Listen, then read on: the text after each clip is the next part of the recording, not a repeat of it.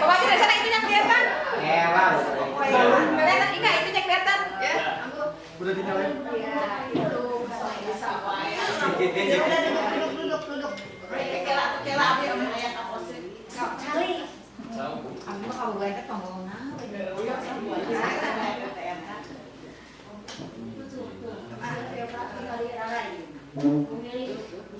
Oke, Bapak Ibu, terima kasih waktunya. Saya mohon izin untuk menyampaikan pengalaman belajar saya. Ini bukan bisa instan juga karena pembelajaran yang saya lakukan selama mengikuti program guru penggerak itu harus bisa diterapkan di sekolah, di lingkungan belajar, dan itu juga butuh waktu bagi saya. Kita mulai ya Bapak Ibu ya. Assalamualaikum warahmatullahi wabarakatuh. Senyumnya manis deh. Alhamdulillahirrahmanirrahim kita bisa bertemu hari ini. Saya minta waktunya tidak terlalu lama. Di sesi kesempatan hari ini saya akan menyampaikan tentang pembelajaran sosial dan emosional. Ini sesi materi yang menarik juga bagi saya. Sebelumnya saya pernah cerita bahwa saya sangat tertarik dengan pembelajaran diferensiasi, juga sangat menarik buat saya.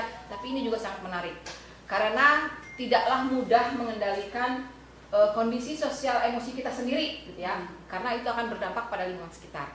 Nah, di sini saya bercerita bukan saja pembelajaran sosial emosional itu punya peran penting bagi kita sebagai guru, tetapi juga bisa kita terapkan di dalam kelas. Karena intinya penerapan dalam kelas.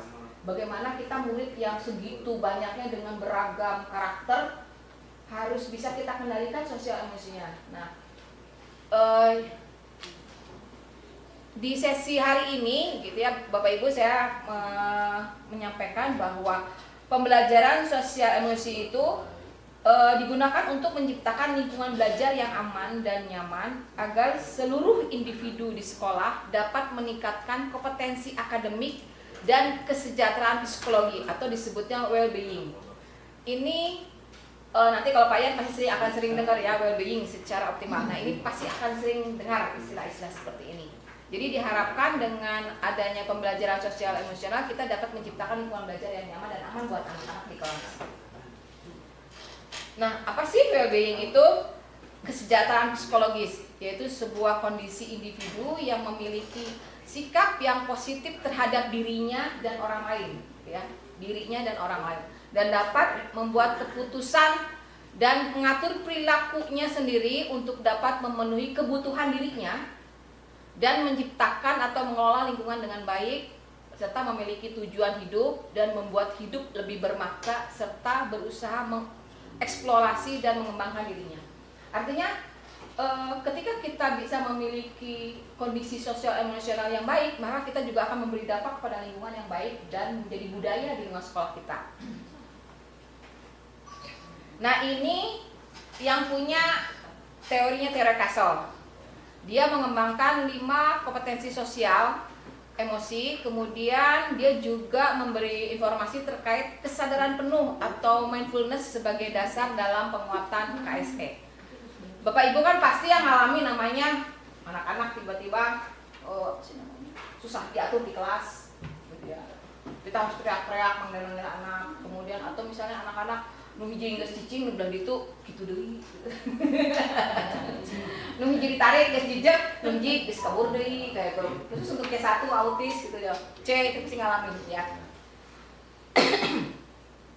Nah, CASEL itu adalah sebuah singkatan dari Collaborative of Academics and Social Emotional Learning.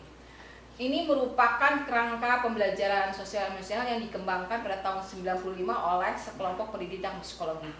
Pelopornya adalah Daniel Goleman. Ini dia, saya dulu pernah punya bukunya tapi sampai sekarang belum pernah dibaca tuntas ya. Ini bagus sekali ceritanya. Nah, apa sih sebenarnya kompetensi sosial emosional itu? Ada 5. Pertama, kesadaran diri. Kesadaran diri ini kaitannya dengan emosi kita. Marah, sedih, senang, bahagia. Nah, saya sampai bertanya dalam hati, bagaimana sih saya mengembangkan kesadaran diri ini bagi anak saya, model si Luna. Tahu bahwa dia tuh lagi marah, tahu dia tuh lagi sedih, tahu dia tuh lagi senang, gitu. Dia bisa mengekspresikan itu karena ekspresi tentang kesadaran diri itu muncul dari bayi. Tapi ngasih tahu ke dia bahwa dia itu lagi marah gitu tuh, dia itu lagi sedih gitu tuh. Ngasih taunya kan nggak mudah gitu ya, nggak mudah ngasih taunya. Nah, ini sebuah tantangan tersendiri bagi kita, bagaimana kita bisa memperkenalkan kesadaran diri kepada peserta didik kita. Itu ya. Kemudian karena kesadaran diri itu adalah kemampuan memahami perasaan kita sendiri, emosi dan nilai diri sendiri dan bagaimana pengaruhnya bagi lingkungan sekitar. Jadi pada saat anak marah, dampak kepada teman yang lain seperti apa? Pada saat dia sedih, dampak kepada teman yang lain seperti apa? Nah, itu bagi saya itu butuh tantangan yang kuat bagi kita untuk bisa menerjemahkan itu kepada teman-teman yang lain. Jadi kita kasih tahu ke teman-teman yang lain, Luna lagi marah, kita mesti seperti apa? Oh, Luna lagi sedih, kita mesti seperti apa? Karena tidak cuma sekedar ngasih tahu bahwa saya itu sedang marah, saya itu sedang sedih, saya itu sedang bahagia, tapi juga terkait dampak bagi lingkungan sekitar. Itu terkait kesadaran diri. Yang kedua adalah manajemen diri. Manajemen diri ini adalah kemampuan untuk mengelola emosi, pikiran, dan perilaku diri secara efektif dalam berbagai situasi untuk mencapai tujuan atau aspirasi. Bagaimana kita mengajarkan kepada anak kita bahwa dia bisa memanage dirinya. Contoh, kita sering kan menyuruh anak besok datang bawa beras, bawa gula, bawa telur 1. Datangnya jam 7 pagi ya. Ternyata dia datang tuh jam 9 pagi gitu ya. Balikin ke bawah naon-naon. Nah, artinya kan kita sering kesel tuh ya, kita jengkel gitu. Kan kamu bisa disuruh bawa telur, bawa beras gitu. Kemana? Dia dengan enteng mengatakan, lupa Bu. Gitu ya. Nah, bagaimana kita menumbuhkan kesadaran pada diri dia bahwa itu tuh diperlukan bagi lingkungan dari dia. Misalnya kita mau kemah lah gitu ya, kemah. Kan dengan enteng dia mengatakan lupa Bu, nggak tahu. Gitu. Karena mungkin ya kita harus sadar juga ya kemampuan memori dia untuk menangkap bahwa dia itu punya PR untuk bawa beras bawa hari ini gitu ya, itu perlu dikerjakan gitu ya. Jadi bagaimana dia memahami itu? Jadi belum lagi kalau misalnya dia datang bajunya beda, udah tahu hari ini teh mau latihan olahraga sama Pak Iqbal gitu ya, tahu-tahu dia pakai baju pramuka gitu ya, itu kan artinya memang butuh butuh waktu bagi anak-anak kita untuk memanage dirinya sendiri, terutama kalau dia taruhlah di rumahnya tidak ada yang memperhatikan. Kan kadang-kadang ada orang tua yang nggak peduli, pokoknya hari Senin bajunya ini, Selasa ini, hari Rabu ini, hari Jumat ini gitu ya. Padahal mungkin ada pesan khusus dari ibunya. Sehingga kan kadang-kadang ada yang harus pakai WA ulang, ada yang harus ditulis gitu ya. Ini kasih ke mamah ya cenatanya supaya ingat gitu ya. Nah, kita bisa mengajarkan pada anak bagaimana bisa memanage dirinya. Contoh sederhananya pada saat anak-anak tuh paling senang gitu kalau dengar, ayo si Mei mau pulang. Dia kan senang itu ya, meriah gitu kalau dengar gitu. Ayo sih mau pulang. Tapi kita bisa memberi pesan pada anak. Kalau mau pulang berarti meja kursinya harus rapi. Gitu. Meja kursinya harus rapi. Artinya kita harus memanage. Jadi jangan, hai mau pulang, keluar kelas berantakan aja gitu ya. Meja kursinya harus rapi. Bukunya simpan di tasnya masing-masing. Jadi latihan-latihan seperti itu bisa kita lakukan supaya mereka paham pada saat ada kata pulang, maka dia tahu apa yang harus dilakukan gitu. Jadi tidak sekedar keluar aja udah weh terus balik ke ibu sepatu mananya ini udah lompat duluan gitu nya. Artinya bisa kita lakukan. Jadi pada saat kita bilang anak-anak mau pulang nggak, mau pulang ya, jangan buru-buru pintu dibuka terus kabur, jangan. Kita harus memberi latihan bagaimana dia memanage dirinya. Contoh, rapikan dulu kertas, pensil yang berserakan. Kalau dia bawa tas berarti mana barang penyedianya. Kemudian rapikan dulu meja kursinya. Nah, kita harus bisa memastikan bahwa mereka tahu apa yang menjadi kewajiban dia sebelum dia pulang. Termasuk pada saat dia datang. Ketika datang kan kita nanya, misalnya kita suruh dia bawa makanan gitu ya. bawa minuman atau makan karena ada rencana untuk pergi keluar kelas gitu ya. Bawa minum nggak? Kan kita sekarangnya gitu ya. Enggak, kenapa nggak bawa minum? Kan kemarin udah diingetin kan kayak gitu ya. Nah nanti kita harus bisa mengingatkan. Ingat ya, besok kita mau jalan-jalan jadi harus bawa minum, tetap harus diingatkan gitu. Karena untuk beberapa anak-anak khususnya untuk anak-anak tunagrita, saya nggak tahu ya kalau tunarungu ya Bu Mama apa kudu gitu Bu Mama coba aja. gitu ya. Jadi kita melatih mereka untuk mempersiapkan segala sesuatu baik yang akan dilakukan ataupun yang sehingga ketika itu terus dilakukan mereka tahu kalau mau bepergian akan dipersiapkan, kalau mau pulang akan ya, kalau mau sekolah terusnya. Sehingga ketika kita sering mengingatkan itu diharapkan dia juga anak sudah prepare kepada dirinya gitu. Karena ada beberapa anak udah tahu Bu mau renang, Bu berarti bawa baju 2 ya bawin. Nah berarti kan dia udah tahu gitu apa yang harus dilakukan ketika dia mau pergi renang gitu. Karena sudah terbiasa diingatkan oleh gurunya.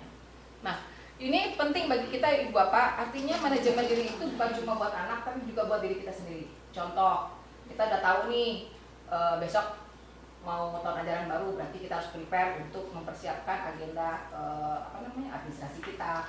Artinya latihan itu tidak cuma buat anak tapi juga buat diri kita sendiri. Jadi ketika saya mempelajari modul ini adalah bagaimana modul ini tidak saja diterapkan kepada anak tapi juga kepada diri sendiri. Berikutnya adalah kesadaran sosial.